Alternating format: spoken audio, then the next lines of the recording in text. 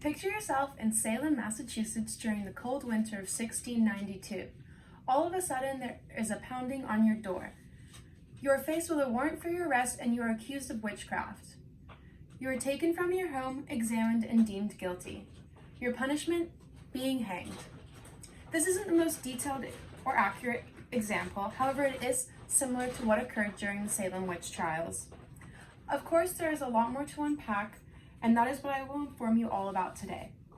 The Salem witch trials were a dark time in American history with a lot of underlying causes. The small town of Salem, Massachusetts, was quickly becoming a hotspot for trade of commerce. However, many small households and farmers made up most of the population.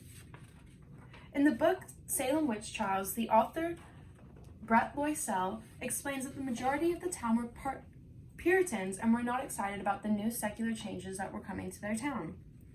Since the town was predominantly a small and religious one, being accused of witchcraft is definitely something that could have been believable. What started the whole witch craze was when Reverend Parris's daughter Elizabeth started having fits.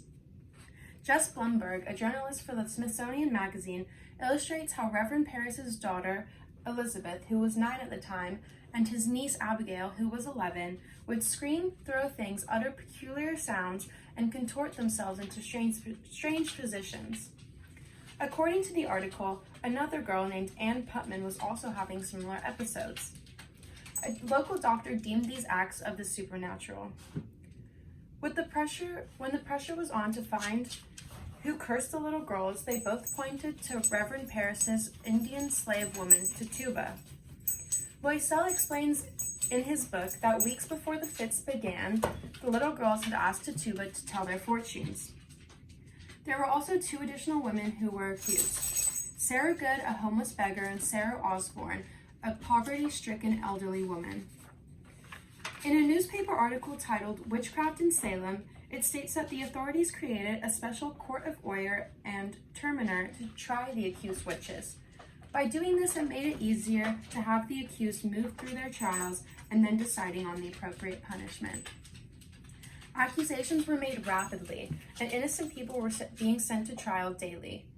From March to September, the witchcraft trials progressed feverishly and spread throughout the town, says Sean Purdy, the author of a Riviera academic journal.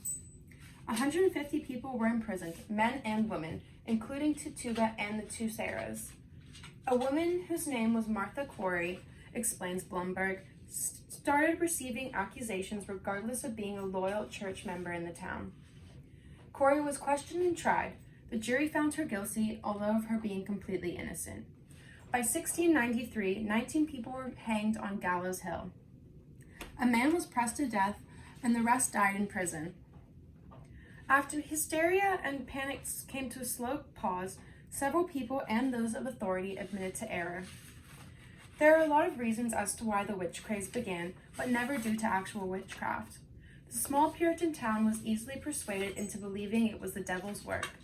Without sufficient knowledge or technology, considering it was the 1600s, you could come to your own conclusion, regardless if it was right or wrong.